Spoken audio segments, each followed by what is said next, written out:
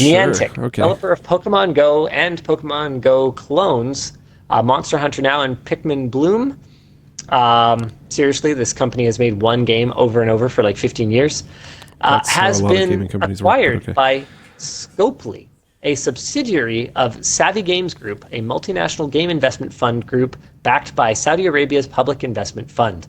Niantic's AI mapping business, Niantic Spatial, is supposedly being spun off as a separate entity, but is also receiving a $50 million investment from Scopely as well, which brings questions about what player data, including geolocation and AR scans of locations where they play the game, will be shared and used for by these parent companies. A blog post on Pokemon Go's website states that the entire Pokemon Go team is staying together through this partnership, and that this partnership will help improve the game and ensure longer-term support. Never heard that before. We've never heard that everyone's staying together until there's layoffs in like 6 months to a year. We've never heard that. That didn't happen at Microsoft recently. No, definitely not. Definitely not. This is it's interesting. I mean, Tencent's been buying at least part of like every game for quite a while now. I guess the Saudi Arabia Public Investment Fund just went a little harder and just bought a whole game. Because Tencent seems to usually buy parts. Different strategy. This is rough.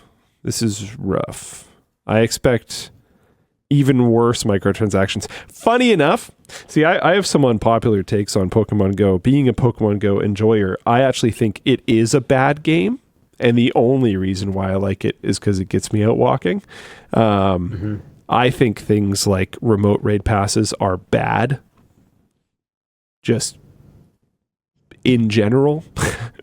Yeah, we know how you feel about that. I don't mind using other people for it, because there's a method where you can use an app to let people add you to their friends list, and then you can invite them, and then they can remote into the raid that you are standing at. So I'll go walk around and then call people in to like fight the raid with me so I can do more difficult things. But I don't think you as an individual should use remote raid passes. But that is not a popular opinion. Unless you have like a disability or whatever. Yeah. There are situations where it makes sense. Sure. But for most people, Quantum Rand says, read the Pokemon Go privacy policy. This isn't an issue for players at all. Yeah, it's already really bad. Here's the thing about privacy policies, though, is that they are only as bad as they are until they're worse. Nothing actually prevents a company from just updating their privacy policy, and then you're going to get a notification that the privacy policy was updated. Most people aren't going to read it. Or, coming back to my point about people not paying attention to reviews of GPUs, people won't pay attention to community backlash around a privacy policy update in general, and it will just stay what it is because people are going to desperately need their new Pokemon, and then it is what it is. Okay, I'm gonna counter a little bit. You said remote raid passes it's good for people with disabilities, and someone in Floatplane chat said, or J Cup in Floatplane chat said, or you just don't live in a city. I think my counter for this is what I said right before that, which is it's not a good game. Like if these things are true, Pokemon Go just sucks. Like it's a bad game. The only benefit is that it gets you out walking. So if you can't, or if you live in an area where there's nothing to do by doing that, then honestly, I just think it's a bad game, and I wouldn't recommend playing it at all. I wouldn't recommend paying egregious amounts of money to be able to play it in a less effective manner. No, I just would recommend not playing it. Like, it's not a good game.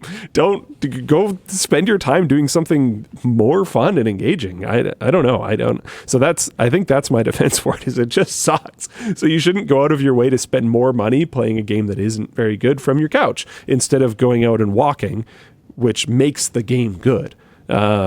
Anyways, so now that I got that out of the way, I suspect the biggest win that they can have with the community and the biggest financial win that they can have is uncapping the amount of remote raid passes that you can use. because I think right now it's capped at like 3 per day or something. Yeah. And the crazy thing to me is they cost, I don't know how much they cost, but I think they cost like more than $1 each. And people rejoice when for special events I don't think they lift the cap, but they raise the cap to some higher amount. I'm going to say like 20 or something. And people get stoked. Wild. So like, I think they are going to do something that community wants and lift the cap on remote raids, and they're going to make tons of money. I don't even think, and I think the it's game is the point. It's got to be the data. Because that, from my understanding, was the entire point of Ingress and Pokemon Go and all this stuff in the AR first scans place. are crazy. There's benefits to mapping. Routinely do AR scans of different areas. Like, what is possibly the point of that, unless you're trying to harvest some form of data? It's interesting to me that it's worth that much. Dude, the valuations of things in general are sort of baffling to me. Yeah. I don't think we actually said how much the deal was for. I thought it was 300 million, though. I'm not sure. I don't think it. No, sorry, excuse me, 3.5 billion. Sorry, I was off by a decimal place. My goodness. Yeah. I mean, there are Casual still $3.5 billion. There are still a crazy amount of Pokemon Go players, and I guarantee you that game makes monster money. Just crazy amounts of money. Because like it's I think generally easier for people to justify. Okay, the people that will go out and walk, I think it's easier for them to justify because they're like, oh, okay, this is, I don't know, I'm going to buy an event pass for this cool event day thing. It cost me like $6. I'm out walking, doing whatever. You compound that by enough people, that's a ton of money. And then you have the people that will just sit and remote raid like crazy, and that's wild amounts of money. Interestingly, they kept Ingress. So it's not like they're not still maintaining game code. Huh. So it's not like they're just like, yeah, we don't want to like make games anymore or something. So they only sold Pokemon Go, Monster Hunter Now, and Pikmin Bloom. That's weird. I wonder how many people even play Ingress still. I like Whoa, Whiskey Nerd 88 says, I met my ex playing Pokemon Go. Last time I checked, I spent about $6,000 in the game, but have not spent any money on the game in years. Wow. And due to the nature of the game, if he hasn't played in years, his Pokemon probably aren't even that good anymore. Because there's constant power creep, right? I have friends who still play Ingress. I know people play it. I wonder how many. Because you never really hear about it. As far as my understanding goes, the Ingress community is like probably not shrinking much anymore. Because you get to that point where it's like these people are just going to play forever. But I wonder how many are left. Because like I played Ingress back in like 2013 or something. And for the same reason then that I like Pokemon Go now, right? Like I liked the idea. I would walk around a city using Ingress as my guide. Because like it would bring you to interesting like statues or whatever else. Like you could use it to kind of bring you around the city. I don't know, man. It's interesting. Question. I don't think they're going to make the game better for players like me. If they make any changes, I think they will make the game better for players that are not like me, but we'll see. Our discussion questions here are pretty interesting. I mean, is Savvy Games Group essentially just publicly funded private equity? Yes. I mean, you got to remember that in the Middle East, like public funds are kind of like private funds. Like, is it not? I genuinely don't know anything about it. It's not like the Norwegian investment thing. I'm not convinced that the citizens get any benefit from this in the same way that the Norwegian one does. What I do wonder though is if North America is kind of behind the 8 ball on the whole public private equity thing. Well, there's been some talks about that from America, I think, recently. Not Canada, I don't think, but America. I think getting I haven't seen anything from Canada. some public investment funds that raise money off of natural resources makes a lot of sense.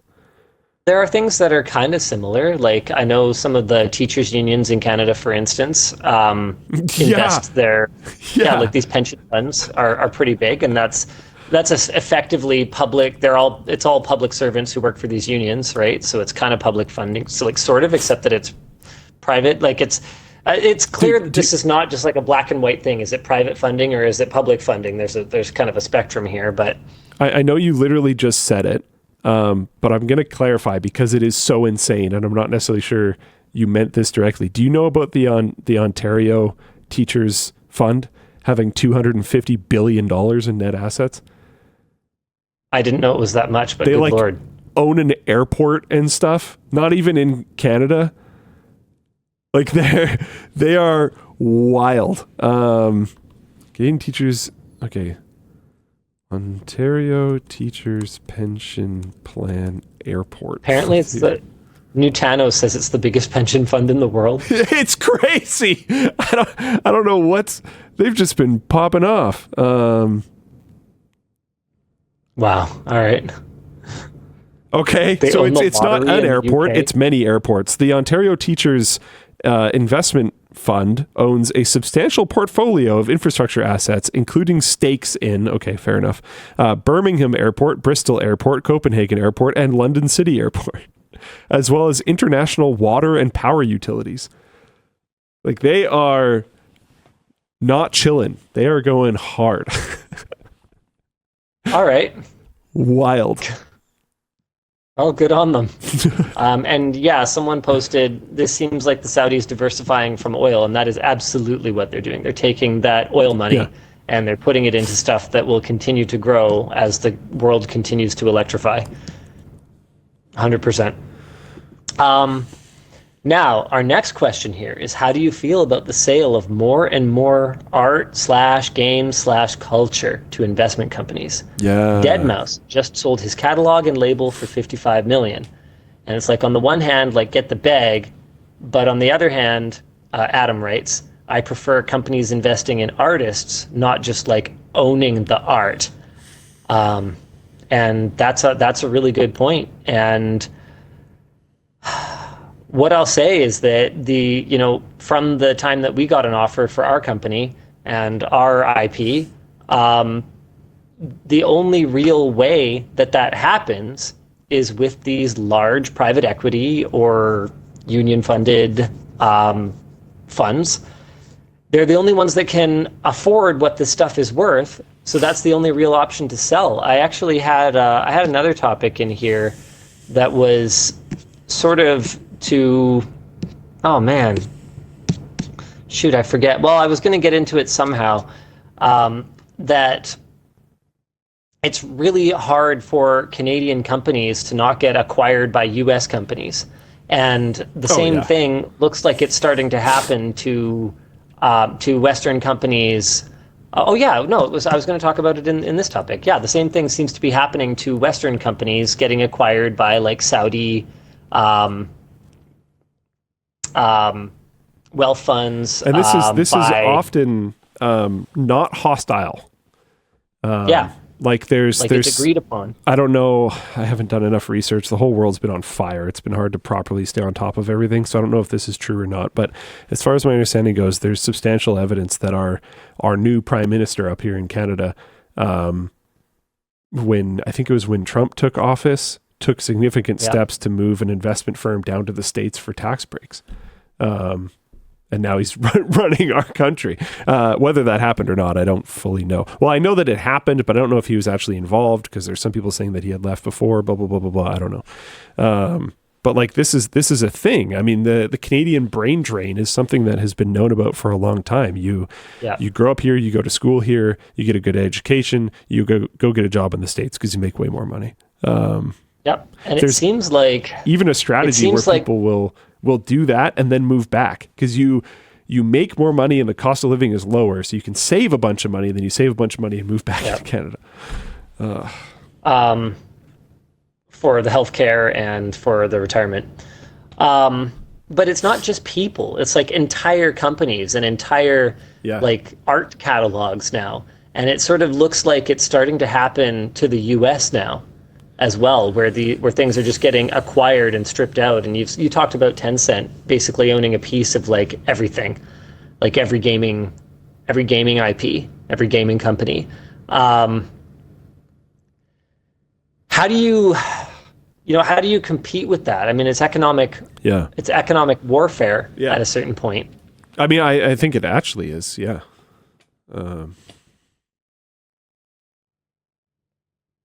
Good luck, everybody. What I will say is there was no way that we were going to get the same offer for LMG from a Canadian investor or from a Canadian company. No shot. That we got from a US-based company. And these days, I kind of doubt that we would get the same offer from a US company that we could get from a Saudi-backed company or a Chinese-backed company. There's a question. What if a Saudi-backed company offered 150? So far, I have not even traveled there, and it's not that it hasn't come up. What if you wouldn't have to travel there? It's no problem. Well, no, it's not about the travel. I'm saying so far we have had zero engagement. Got it. I mean, look, I'm not going to pretend that I'm some kind of paragon of perfection. I think every man has a price, and I think that if you were to say anything other than that every man has a price, that's I just don't think it's honest. Yeah. With that said, there are still good people. Corey is the name, says, and this is in Floatplane chat, my dad is selling his architecture firm to like a dozen plus of his employees and is taking a huge loss compared to offers he received from bigger fish. I think that's super cool.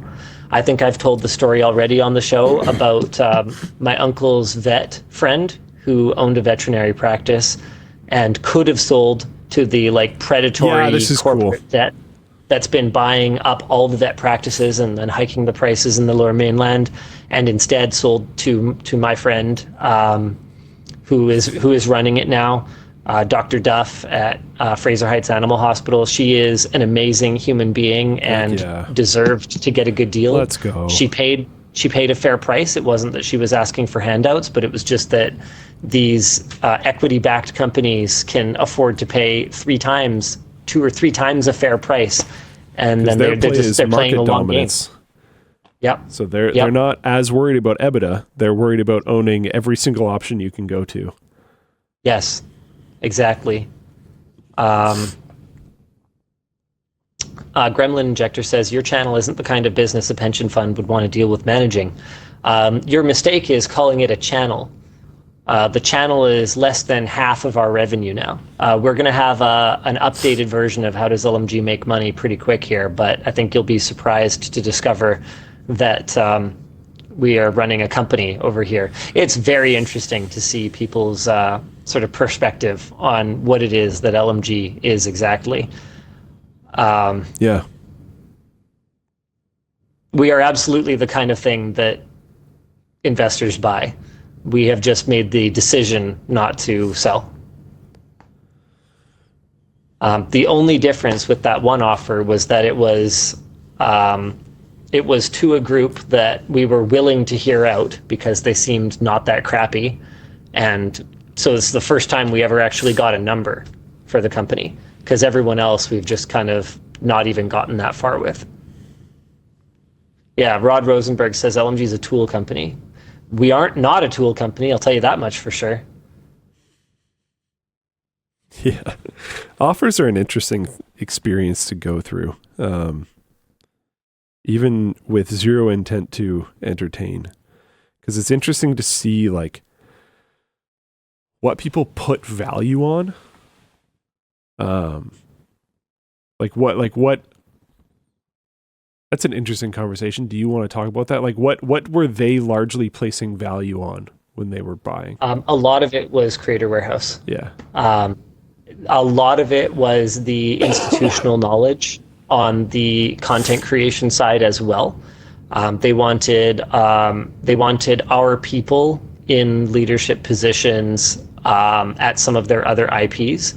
They wanted our IPs to continue ticking, and they wanted our experience and our expertise diversifying our revenue from traditional creator revenue streams like AdSense and Patreon to building our own site like Floatplane, although that was a smaller part of it, and especially expanding into merch.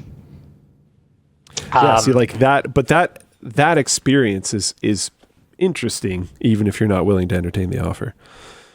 I don't know. Oh, definitely seeing what other people value about your company. 100%. And when it's a purchasing offer, it's one of the few times that it's like probably going to be legit.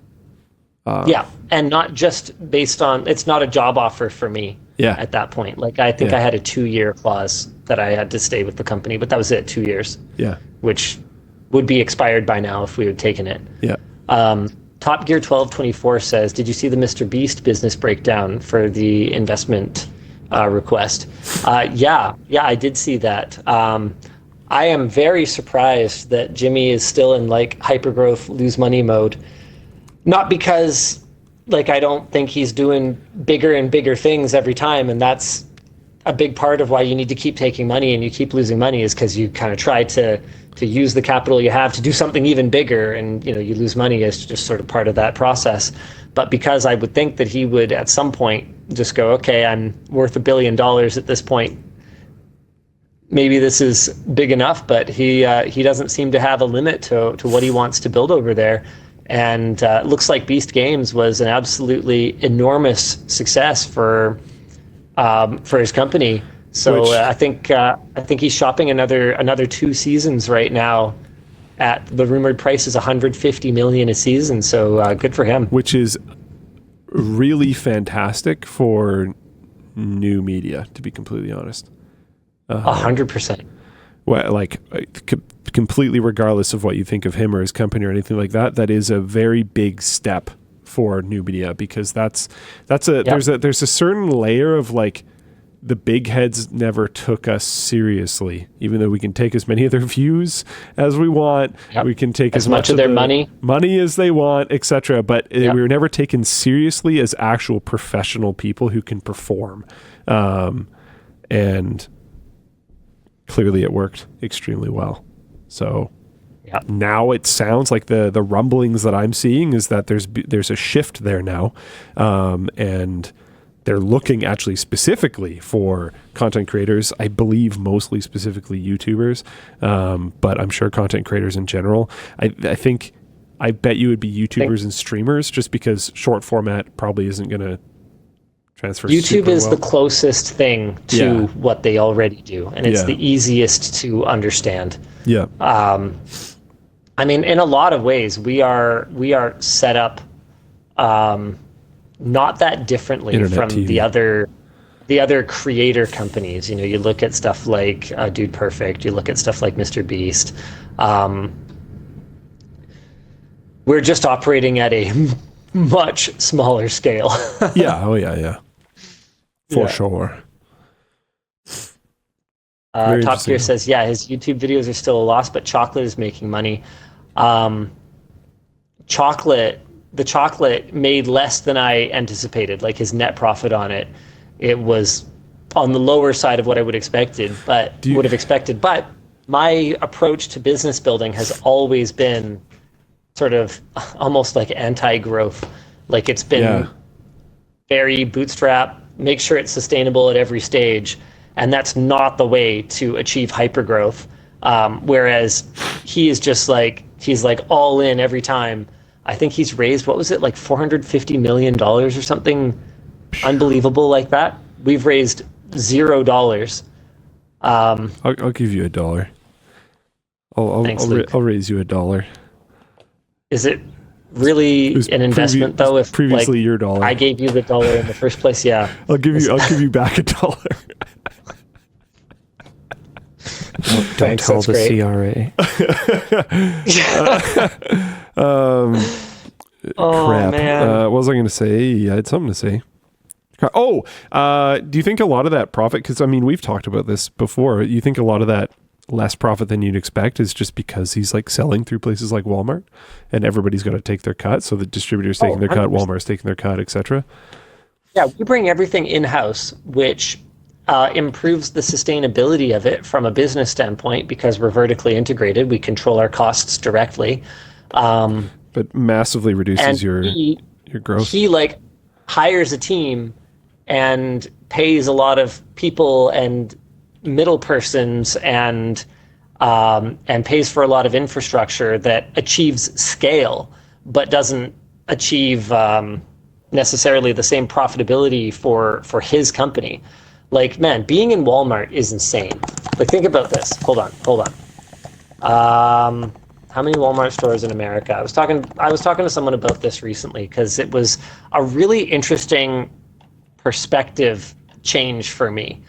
When I was talking to someone about like this is back when I was at NCIX. I think I was talking to not Taryn, but my other boss about like, who cares if this brand is in, Best Buy or they have their keyboard in Walmart? Like the stuff's not selling. I go in there and like the shelf, like display sucks and this and that. And he's like, okay, Linus, look, Walmart has at this time, according to the AI overview, so take it for what it is, Walmart has 4,615 stores in the United States, including their supercenters, discount stores, and neighborhood markets.